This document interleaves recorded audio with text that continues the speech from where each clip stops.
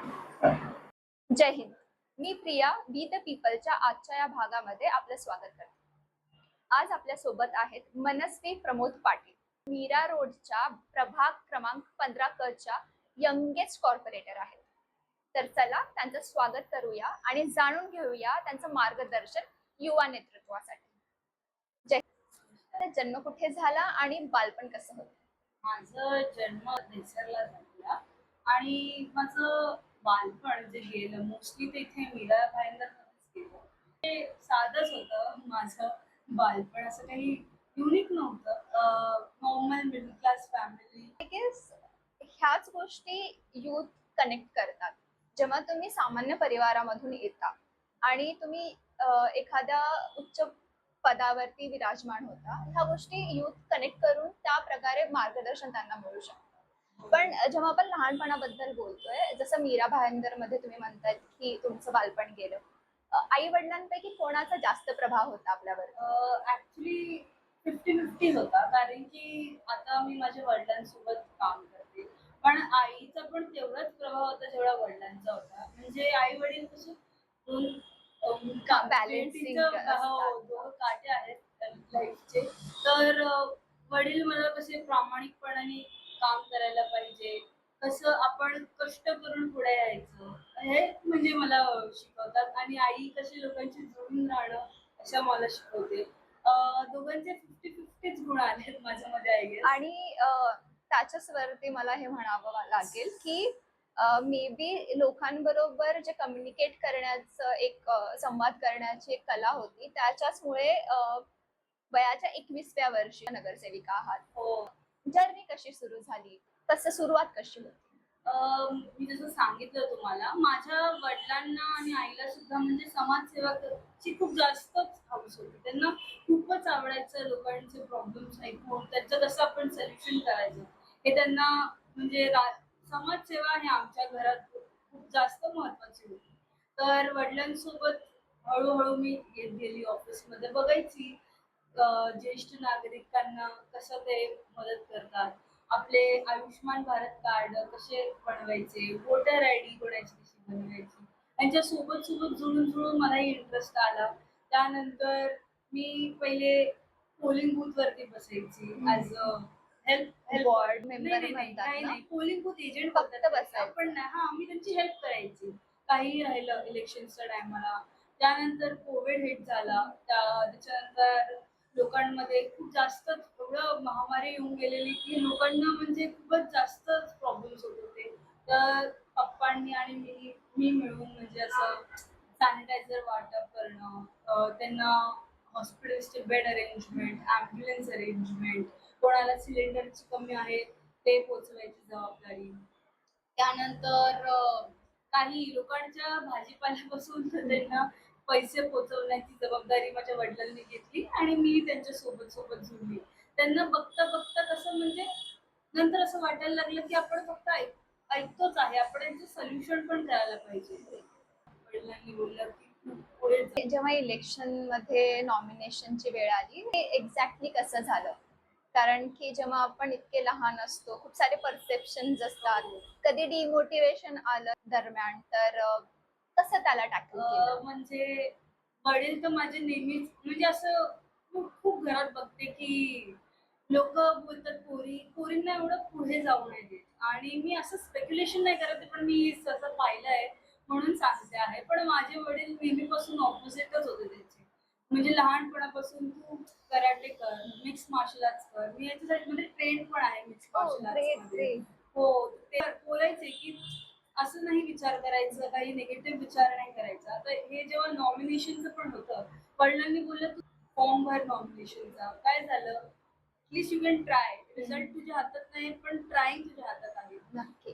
खूप सारे लोकांचे असे विचार होते, एवढं लहान आहे, पोरगी आहे, काय करणार? सहसा वडिलांना बोलायचे पण लोक की कशाला तुम्ही तिचा फॉर्म भरला, कशाला तिला इलेक्शन मध्ये उभं केलं. पण माझे वडील बोलले की असं मी काही पाहणार नाहीये की वय किती लहान आहे की पोरगी आहे, तिला जे करायचं ती करणार आणि जर ती समाजामध्ये लोकांची आवाज बनवू शकते तर का नाही.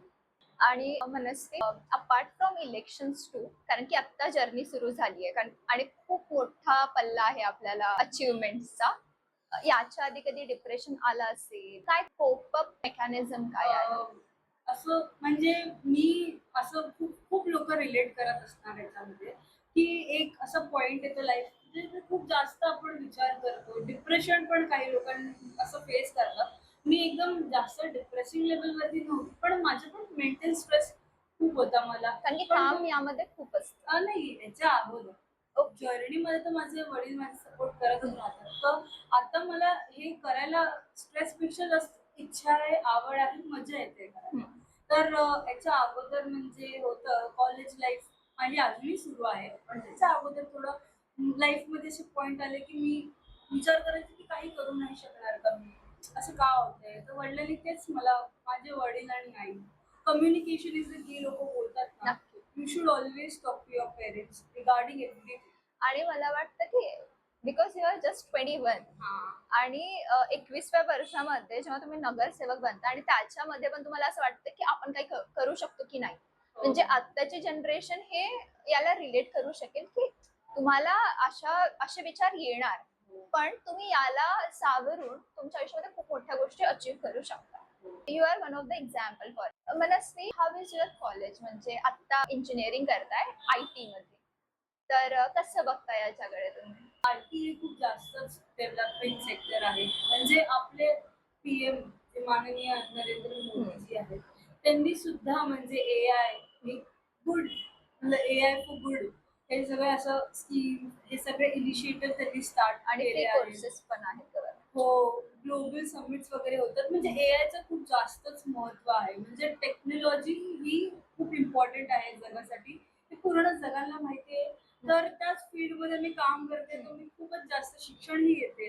आणि लोकांमध्ये मी कसं म्हणजे आता आपलं होतात, की नगरसेवकांचं एक मोटो असतो गटर मीटर वॉटर.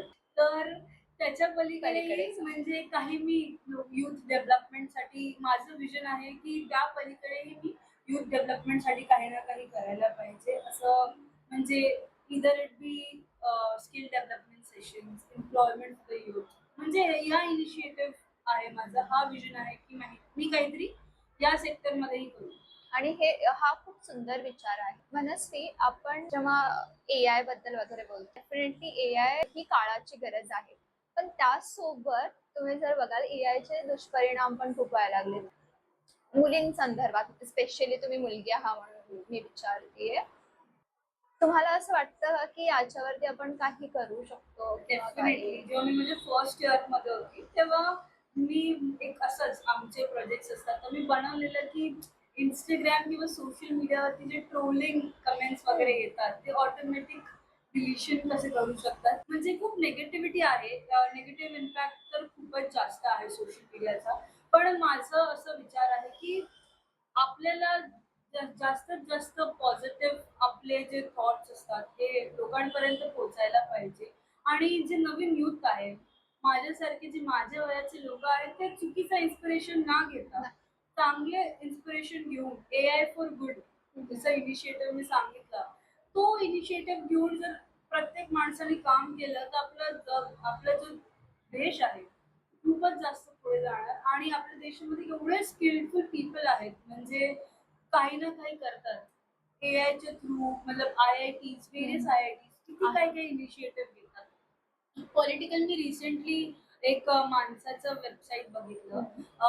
ते बंगळुरूमध्ये त्यांनी एक वेबसाईट बनवलेली. तुम्ही कचरा वगैरे कुठे स्पॉट करतात ना, you can just click a picture, put it on the app and ते ऑटोमॅटिकली एक कसं स्कोरबोर्ड तयार करतं, की त्या कॉन्स्टिट्युएन्सीमध्ये कोणते एम-एल-एचं आहे, त्या वॉर्डमध्ये कोणते नगरसेवक आहेत. आणि मग त्यांना ते ते जाईल. स्कोरबोर्ड हो. ओके. आणि मग आम्ही बघितलं की सोशल इम्पॅक्ट त्याचा खूप जास्त चांगला होत होता. नक्की. तर मी असा विचार करत होती, की मी माझ्या या मीरा भाईंदरमध्ये सुद्धा असं काहीतरी आपण इनिशिएटिव्ह घेऊ शकतो.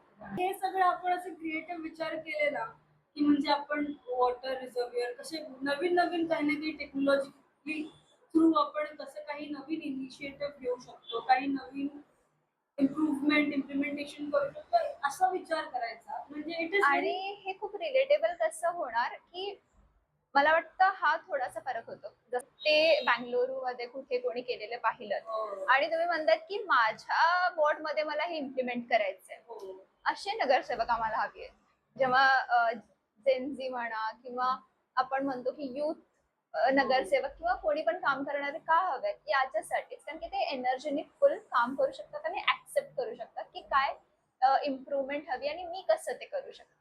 हो. मनस्वी तुम्ही आपण बोलताना एक विषय निघालेला, की तुम्ही आता महिला आपण अध्यक्ष आहात. हो, हो. त्याबद्दल थोडं सांगा, ही काय डेव्हलपमेंट आहे? खूपच जास्त म्हणजे आता परवा आमचं हाऊसची हे महासभा होती.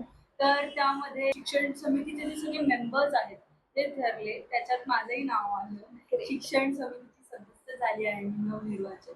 तर खूपच जास्त मला आनंद होतोय. मी ऑलरेडी सांगत होते, की मला जर कोणत्या कमिटीमध्ये इंटरेस्ट आहे तर ते शिक्षण समितीमध्येच विभाग आहे. इंटरेस्ट आहे. ते आमचे गटनेता आणि ते स्टँडिंग कमिटी चेअरमन पण आहेत. मिस्टर हसन गेलं. ते नगरसेवक आहेत वॉर्ड नंबर 12 मध्ये.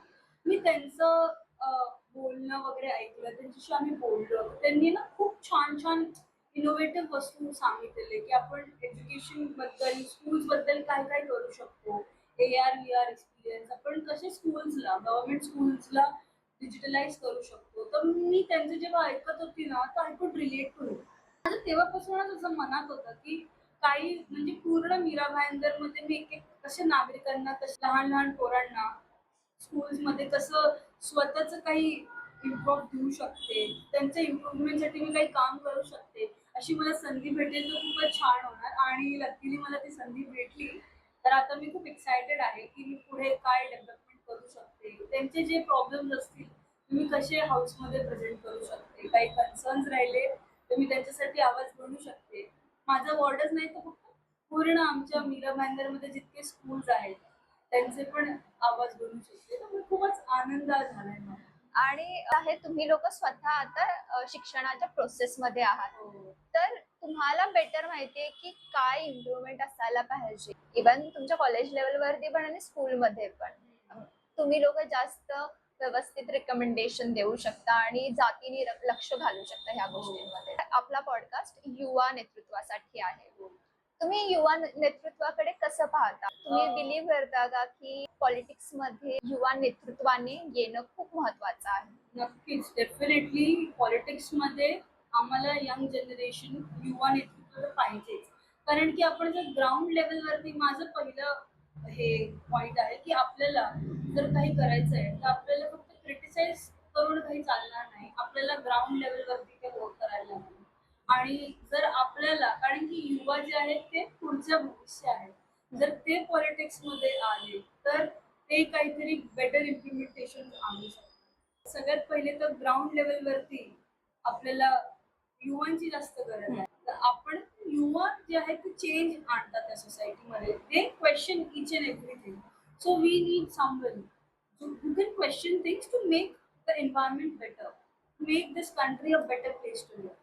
सो डेफिनेटली युवांची तर खूप जास्तच गरज आहे. पर्सनली मला याचं उत्तर माहितीये, पण मला उत्तर तुमच्याकडून हवंय की तुमच्या ग्रुपमध्ये खूप जण युवा आहेत. तुम्ही स्वतः युवा नाहीये. तुमच्या ग्रुपमध्ये पण तुम्ही युथला घेऊन आणि युवा नेतृत्वाला घेऊन काम करताय. म्हणजे मी तर खूप जास्तच लकी फील करते, की मी भारतीय जनता पार्टीमध्ये आहे. कारण की मला पहिले थोडंसं असं संशय व्हायचा, थोडंसं असं हेजिटेशन होत होती, की म्हणजे मी कसं करणार? कोणाशी रिलेट करू नाही शकणार माझ्याबरोबर.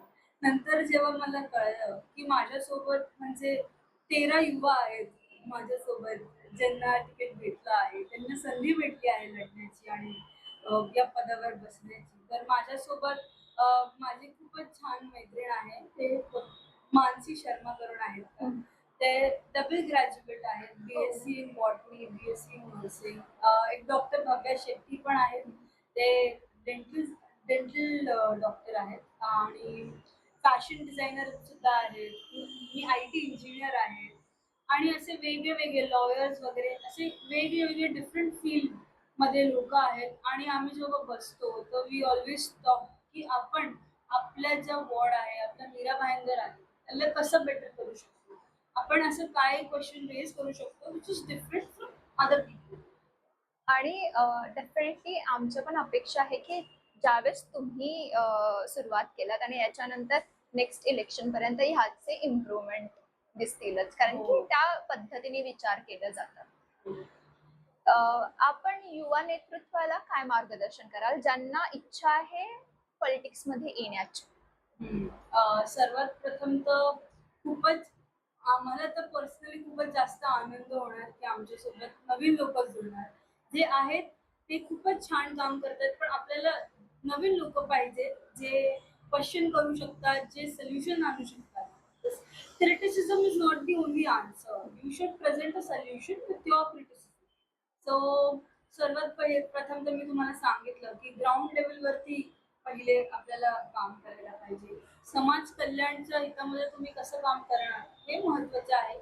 लोकांना जुळून राहा, लोकांना जोडवा सोडवा. तुमचे जे विचार आहेत डिस्कस करून, शेअर करून एकजूट होऊन या.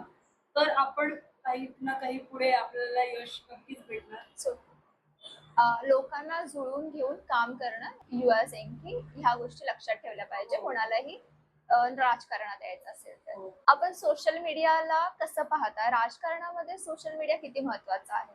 सोशल मीडिया तर म्हणजे राजकारणात नाही, पण जगातच खूप जास्त इम्पॉर्टंट आहे. म्हणजे आपण काही काम करतो, आपल्याला काही मेसेज राहिलं, आपल्याला काही इनिशिएटिव्ह राहिलं, तर ते आपल्याला लोकांपर्यंत पोहोचवायचं जो आहे, तो जरिया सोशल मीडियाचा आहे. तर सोशल मीडिया खूप इम्पॉर्टंट आहे. पण माझा असा विचार आहे पर्सनली, की आपण आपल्याला एवढं चांगलं प्लॅटफॉर्म भेटला आहे, तर त्याचा सदुपयोग करायला पाहिजे, दुरुपयोग नाही करायला पाहिजे. आपल्याकडे फ्रीडम ऑफ स्पीच आहे, पण याचा हा अर्थ नाही की त्याचे काही कॉन्सिक्वेन्सेस नाही हा, आहेत. पूर्णपणे पण नाहीये ना, तुम्ही काय नाही बोललं पाहिजे हे पण कळलं हो. पाहिजे.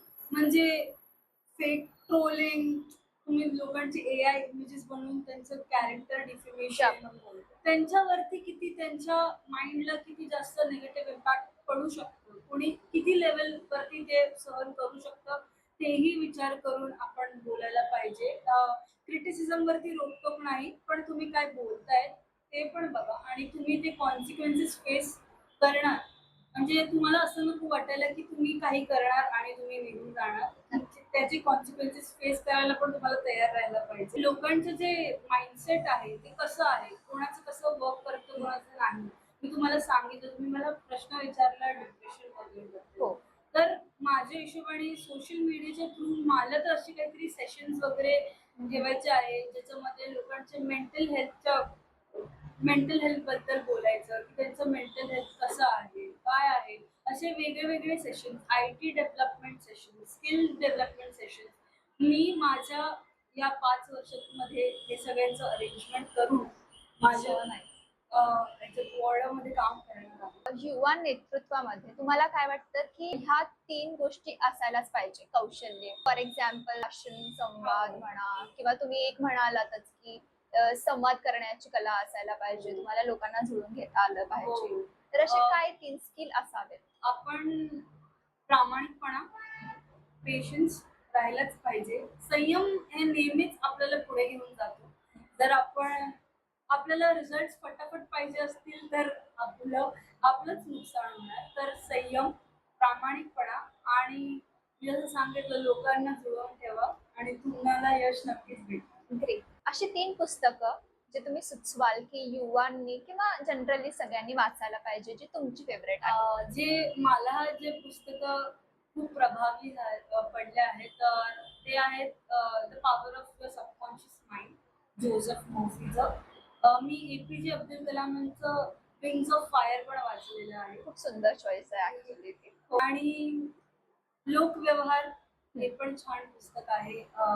अटॉमिक हॅबिट्स पण तुम्ही जर वाचणार तर तुम्हाला पाहिजे की तुमच्या डे टू डे लाईफमध्ये डिसिप्लिन वगैरे राहायला पाहिजे. अजून खूपच पुस्तकं खूप आहेत. पुस्तक आहे ती. आणि आय वुड सजेस्ट की एक पण जर कोणी याच्यातलं वाचलं, दॅट्स अ ग्रेट थिंग. आणि थँक्यू सो मच मनस्वी आपल्या मूल्यवान वेळेसाठी आणि आपल्या पुढील वाटचालीसाठी खूप खूप शुभेच्छा. Thank you so so much. Much.